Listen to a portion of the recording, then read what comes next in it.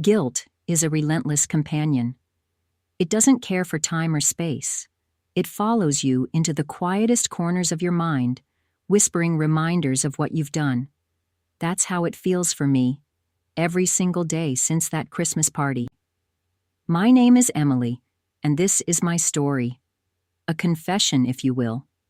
Maybe sharing it will help me find some clarity. Maybe it won't. But if you're here listening, I hope my story reminds you to think twice before throwing away something you love. Before I begin, don't forget to like and subscribe to the channel if stories like these keep you engaged. It's a small thing for you, but means the world to me. It was December 23rd last year, and the air buzzed with the magic of the holidays. My husband, Greg, and I were invited to his company's annual Christmas party, a grand affair with more champagne and catered hors d'oeuvres than anyone knew what to do with. The venue was spectacular, a massive ballroom adorned with twinkling lights, garlands, and a towering Christmas tree that sparkled in gold and silver. Everyone was dressed to the nines, laughter echoing through the space as colleagues mingled and made small talk about the year gone by. I remember arriving at the party with Greg, his hand resting lightly on the small of my back. We looked like the perfect couple, I suppose. Married for 8 years, no kids, both of us busy with our careers. People often told us how lucky we were to have each other. I believed it then, and I still believe it now. That's what makes this so hard. The evening started innocently enough. Greg was caught up with his colleagues, chatting about quarterly earnings and upcoming projects. I, dressed in a red cocktail dress that Greg had picked out for me, floated around the room, sipping on a glass of wine. It wasn't long before I felt the familiar loneliness creeping in. Greg wasn't ignoring me. He never does, but work functions like this had a way of making me feel invisible. I drifted toward the bar, where a group of strangers stood laughing over something I hadn't caught. That's when I saw him. He was leaning casually against the counter, a tall man with deep brown skin, and an easy confidence that seemed to draw people toward him. He wasn't part of Greg's company, that much I was sure of. I later learned he was a friend of a friend, tagging along for the night. I hadn't intended to approach him, but after my second glass of wine, or maybe it was my third, I found myself standing next to him, ordering another drink.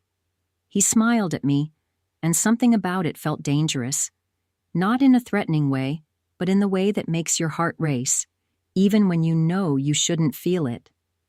"You look like you're trying to disappear," he said, his voice smooth and warm, like the whiskey he was sipping. I laughed, more out of nervousness than anything else, just hiding from small talk. "You?" he chuckled. "Same. It's overrated." His name was Chandler. We talked about nothing in particular. Music, holiday traditions, the absurdity of corporate parties. He was charming, funny, and surprisingly easy to talk to.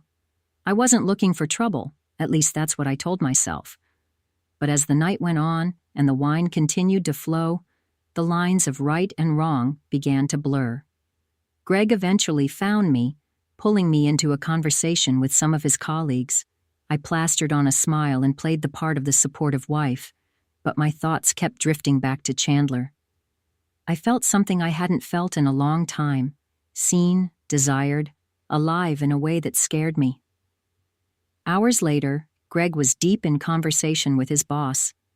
I told him I needed to use the restroom and slipped away. That's when it happened.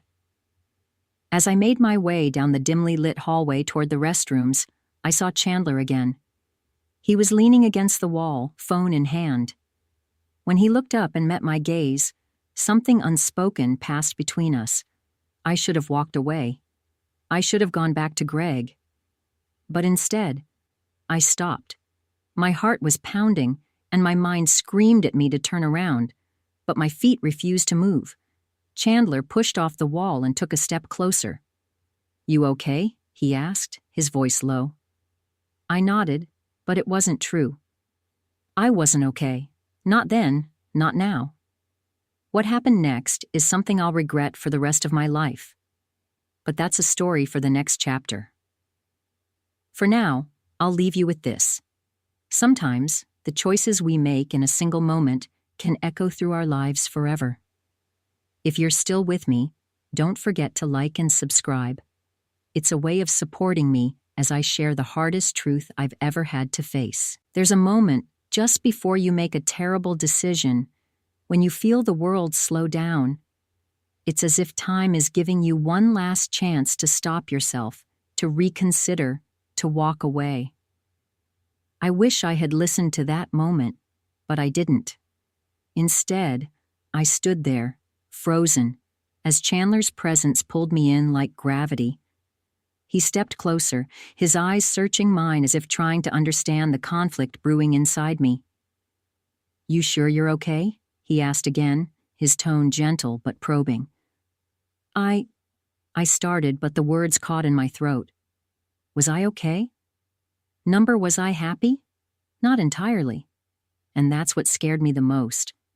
The realization that some part of me craved whatever it was that Chandler represented. Excitement, freedom, a break from the routine. I didn't know. Before I could overthink it, I found myself saying, "I just needed a breather. It's a lot in there." Chandler nodded, his expression softening. "I get that. These parties can be overwhelming." We stood there in silence for a moment, the distant hum of music and laughter from the ballroom filling the space between us. I should have left then, but instead I blurted out, "You seem different from everyone else here." He smiled, a hint of surprise in his eyes. "Different how?" "I don't know," I admitted. "You just do."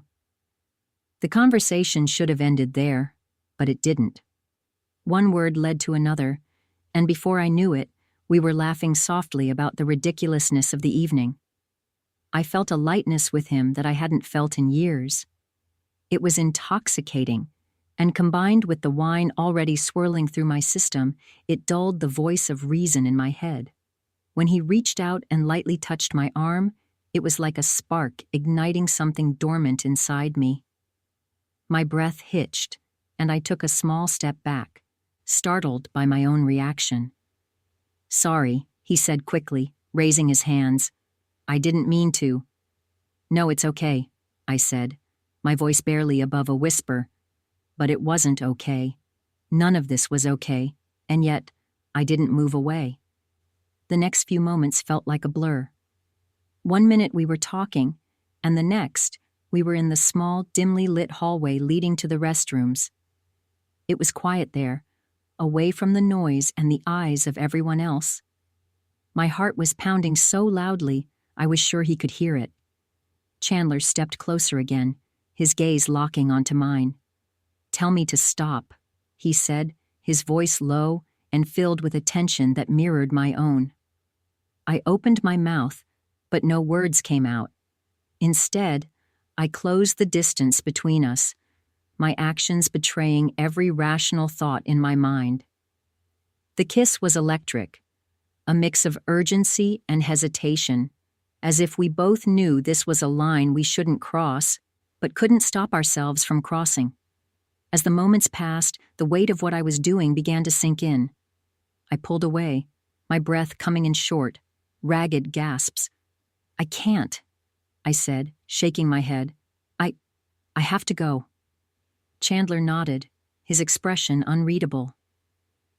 "I'm sorry," he said softly. "I didn't mean to." "It's not you," I interrupted, my voice trembling. "It's me. I shouldn't have." I turned and walked away, my legs feeling like they could give out at any moment. When I reached the restroom, I locked myself inside a stall and leaned against the door, my heart still racing. What had I done? What kind of person was I becoming? The rest of the night passed in a haze. I avoided Chandler, stuck close to Greg, and pretended everything was fine. But inside, I was unraveling. The guilt was immediate and overwhelming, a crushing weight that I couldn't escape. Looking back now, I realized that was the moment everything changed. I had crossed a line I couldn't uncross, and the consequences of that choice would follow me forever. But even then, I didn't fully understand what I had set in motion. If you're still with me, thank you for listening. Don't forget to like and subscribe if you want to hear the rest of my story. It's not easy to share, but maybe, just maybe, it will help someone else avoid making the same mistake. They say the worst punishment for guilt is not the judgment of others, it's living with yourself. As I sit here, a year later, replaying every detail of that night, I feel the weight of those words more than ever. The memory of what happened after I left the restroom is one I've tried to bury, but it refuses to stay buried. When I came out of the stall, I splashed cold water on my face and stared at my reflection in the mirror. My cheeks were flushed, my lipstick slightly smudged, and my eyes. They were a storm of emotions I couldn't even begin to sort through. Shame, excitement, fear, and something else I didn't want to name. I told myself I would return to Greg, cling to his side for the rest of the night, and put Chandler out of my mind. But when I stepped back into the hallway, he was still there. He hadn't gone back to the party. He was leaning against the wall, his head tilted slightly as if lost in thought. When he saw me, he straightened, and the air between us thickened. "Emily," he said, his voice low and careful, as if afraid to spook me. I should have kept walking, ignored him, and gone back to my husband, but instead I stopped. "I'm sorry," I said, my voice trembling. Whatever this is, it's wrong." "I know," Chandler replied, taking a step closer. "But it doesn't feel wrong, does it?" His words sent a shiver down my spine. I hated how easily he saw through me, how he articulated the thoughts I was too afraid to admit to myself. "It doesn't matter," I said firmly, though my resolve was already crumbling. "I'm married. I love my husband." "And yet, here we are," he said softly. I opened my mouth to respond, to say something, anything that would put an end to this dangerous exchange. But before I could, he reached out and gently brushed a strand of hair from my face. It was such a small, tender gesture, and yet it felt like the tipping point. I stepped back, shaking my head. "I can't do this." Chandler nodded, but instead of stepping away, he leaned in just slightly, his voice dropping to a whisper. "Then tell me to leave. Tell me you don't feel this, and I'll walk away right now." My breath caught in my throat. I wanted to say the words, to push him away and end this madness. But I couldn't. I didn't. Instead, I stood there, frozen, as the moment stretched between us. When he kissed me again, it wasn't like before. There was no hesitation this time, no uncertainty. It was bold, consuming, and everything in me screamed that I should stop it. But I didn't. I kissed him back, my fingers tangling in his shirt, as the world around us faded away. The rest happened so quickly, and yet, in my mind, it feels like it stretched on forever. He led me to a small private restroom further down the hall, away from the main party. The door clicked shut behind us, and in that moment, all my defenses crumbled. I won't go into the details of what happened in that room, not because I'm trying to spare myself the shame, but because no words could ever fully capture the whirlwind of emotions I felt.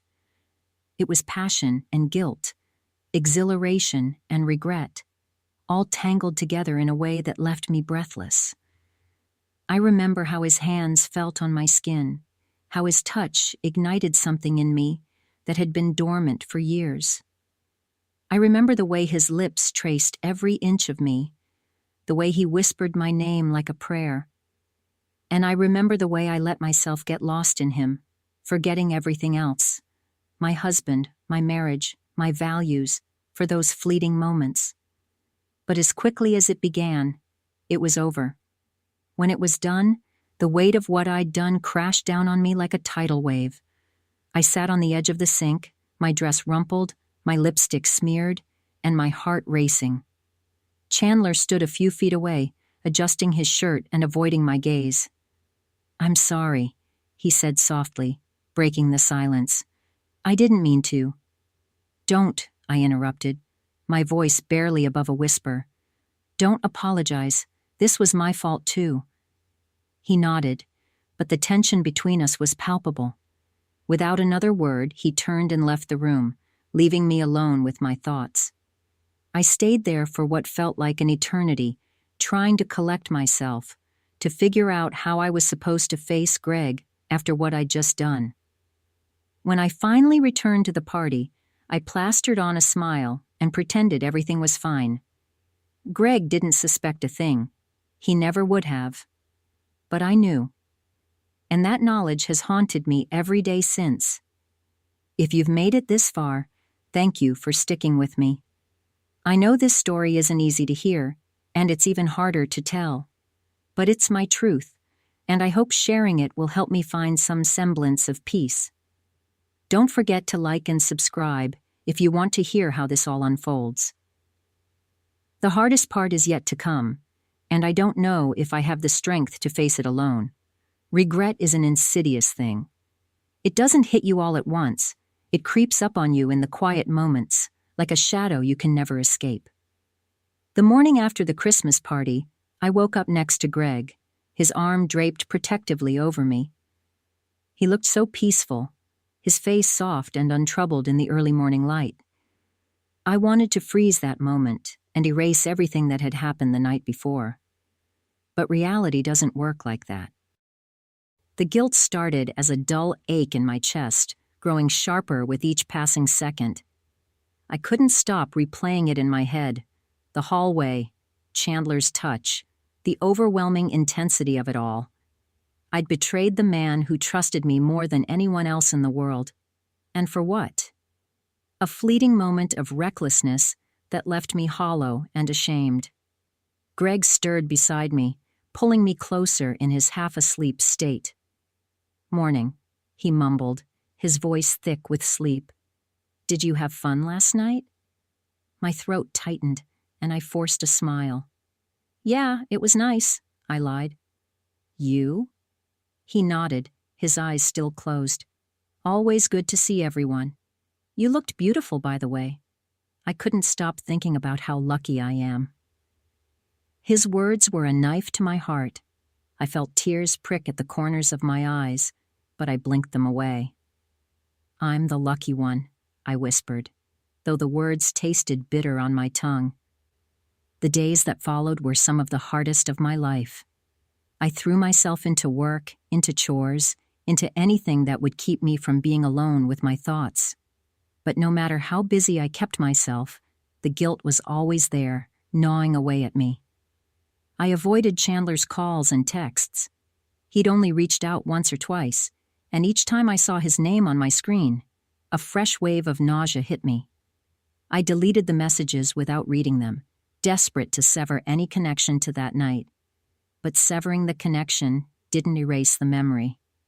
Every time I looked at Greg, I felt like a fraud. He'd always been so good to me, so patient and kind. He deserved better than a wife who couldn't even look him in the eye without feeling like her heart was about to shatter.